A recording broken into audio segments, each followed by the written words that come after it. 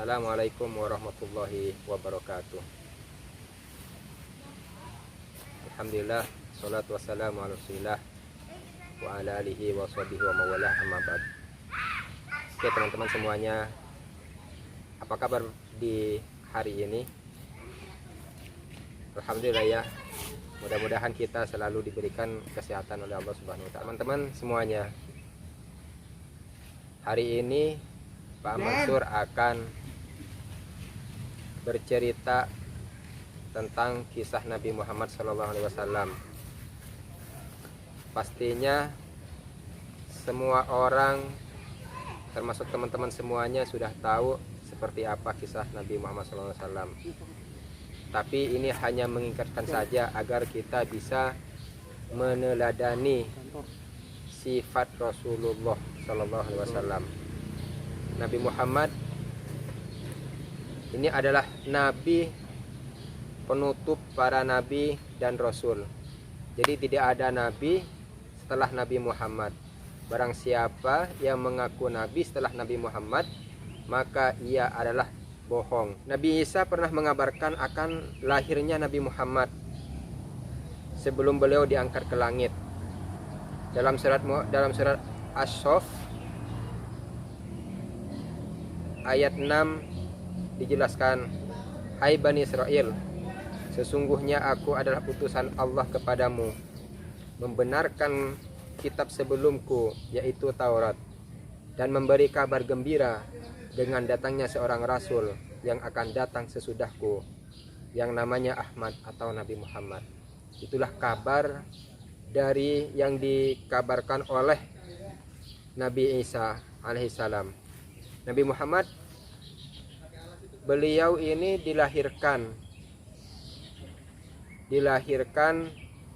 pada tahun gajah. Kenapa pada waktu itu juga dinamakan tahun gajah? Karena setelah peristiwa penghancuran Ka'bah yang akan dihancurkan oleh pasukan bergajah yang dipimpin oleh Abrahah. Mereka itu ingin menghancurkan Ka'bah, tapi takdir Allah dan kuasa Allah, Allah tidak mengizinkan mereka untuk menghancurkan Ka'bah.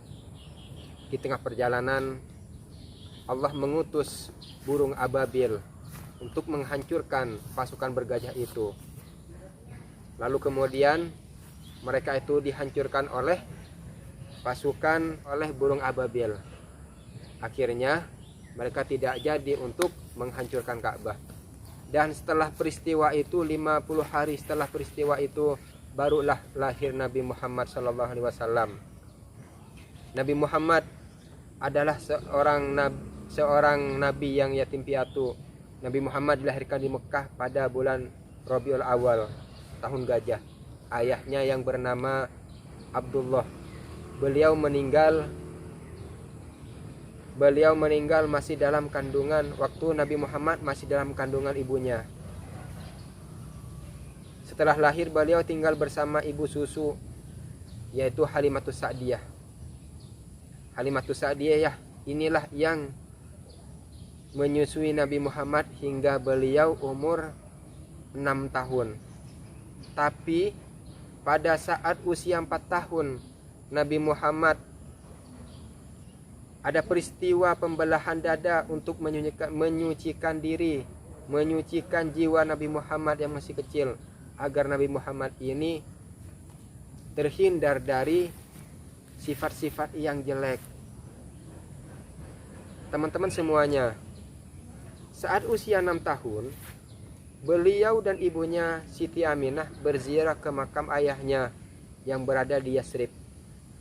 Saat perjalanan pulang, ibunya sakit, lalu kemudian ibunya meninggal dunia dan dikuburkan di Abwa.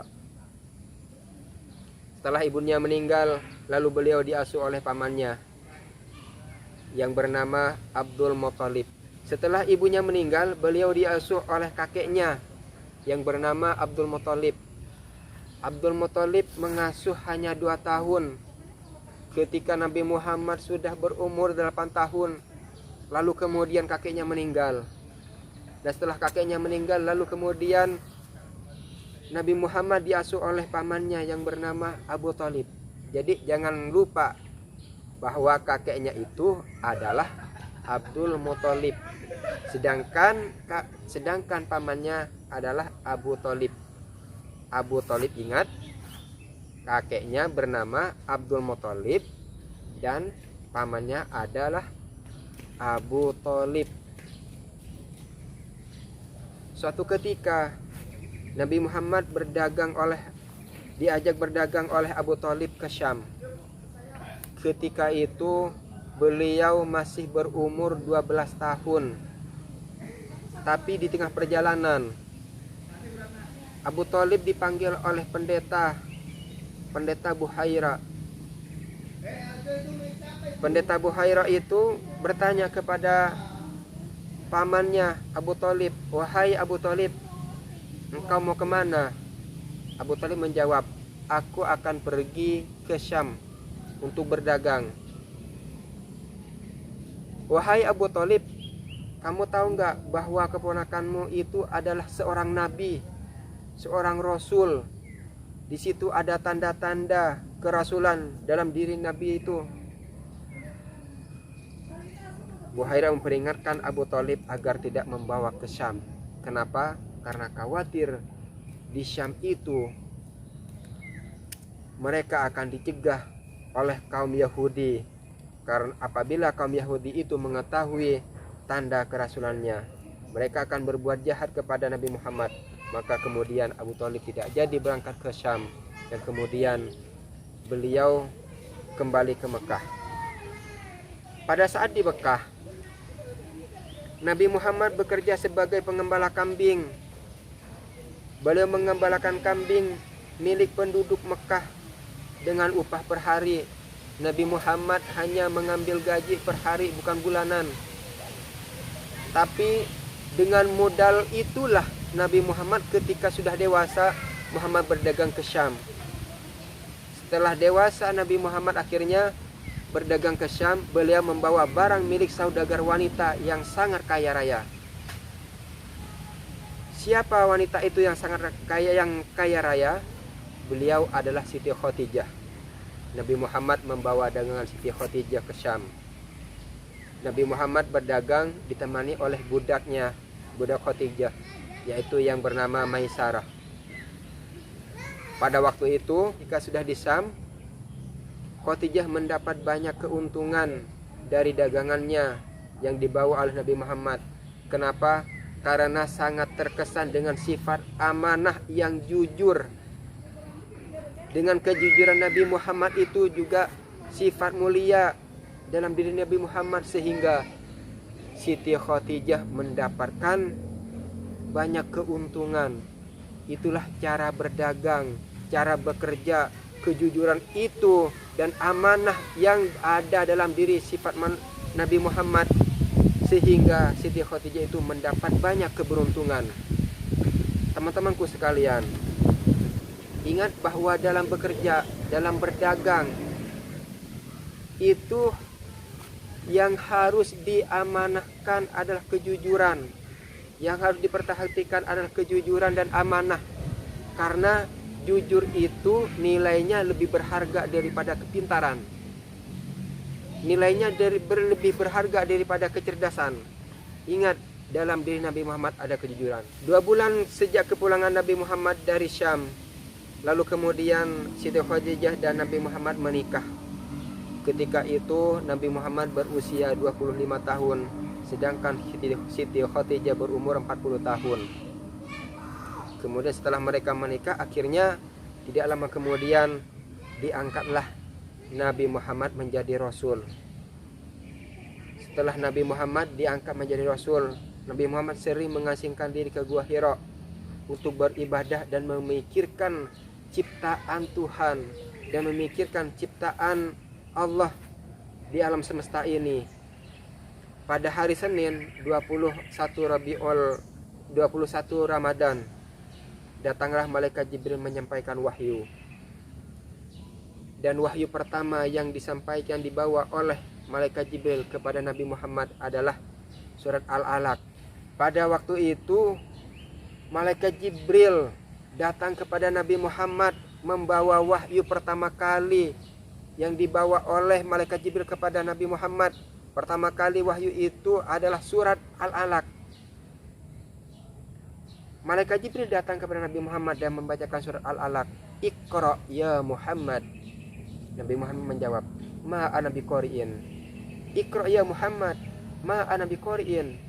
Sampai tiga kali malaikat Jibril membaca Iqra ya Muhammad. Akhirnya Nabi Muhammad bisa membaca dan meneruskan, Bismi rabbikal ladzi khalaq, khalaqal insana min 'alaq. Iqra wa rabbukal akram. Alladzi 'allama bil qalam, 'allamal insana ma lam ya'lam. Jadi teman-teman sekalian, kita mengambil pelajaran dari surat Al-Alaq, dari pertama kali wahyu yang diturunkan, yang disampaikan oleh malaikat Jibril kepada Nabi Muhammad, bahwa menghafal Al-Quran itu ya tidak segampang apa yang kita bayangkan. Tidak cuma sekali kita baca. Nabi Muhammad membaca satu kali tidak bisa, bahkan sampai 3 kali diulang oleh malaikat Jibril baru Nabi Muhammad bisa membacanya. Teman-teman sekalian, kalau kita sedang menghafal Quran dengan cuma 1 kali dihafal, kita tidak bisa, akhirnya kita memutuskan diri untuk tidak menghafal lagi. Ingat, Nabi Muhammad saja menghafal diulang sampai 3 kali oleh malaikat Jibril baru bisa membaca. Kita bisa mengambil pelajaran dari sini. Kalau kita menghafal Quran, tidak cuma dibaca cuma 1 kali, bahkan dibaca 2 kali, 3 kali, sampai 10 kali diulang-ulang sampai kita hafal. Itulah perjuangan dalam menghafal Quran. Lalu kemudian beberapa waktu kemudian turunlah surat Al-Muddatsir. Sejak itulah beliau menjadi nabi dan rasul, lalu beliau diperintahkan untuk berdakwah. Wanita pertama kali yang menyambut dakwahnya Nabi adalah Siti Khadijah. Lalu kemudian sahabat beliau Abu Bakar radhiyallahu an dan Ali bin Abi Thalib dari kalangan anak-anaknya. Dan kemudian setelah itu baru pertama dakwah Nabi Muhammad secara tersembunyi. Dan kemudian ada juga dakwah Nabi Muhammad yang secara terang-terangan, yang mana hal ini disebutkan dalam surat Al-Hijr ayat 94. Maka sampaikanlah olehmu secara terang-terangan segala apa yang diperintahkan kepadamu, dan berpalinglah dari orang-orang musyrik. Ini adalah perintah Allah kepada Nabi Muhammad untuk berdakwah secara terang-terangan. Suatu ketika pada waktu pagi Rasulullah SAW berdiri di bukit Safa. Lalu kemudian Nabi Muhammad memanggil suku Quraisy. Beliau berpidato mengajak layaknya untuk meninggalkan berhala, mengajak mereka untuk tidak menyembah berhala lagi. Nabi Muhammad mengajak mereka untuk menyembah Allah. Lah itu adalah dakwah Nabi Muhammad yang secara terang-terangan. Setelah itu Rasulullah sangat terbuka saat berdakwah. Beliau tidak tersembunyi lagi saat beribadah. Siang hari beliau beribadah di depan Ka'bah, disaksikan oleh banyak orang, disaksikan oleh orang-orang musyrik, oleh orang-orang kafir, disaksikan oleh orang-orang muslim. Dan setelah itu Nabi Muhammad tidak berdakwah secara tersembunyi lagi. Dan setelah itu banyak orang-orang yang masuk Islam, tetapi tetap lebih banyak yang tetap berada dalam kekufuran.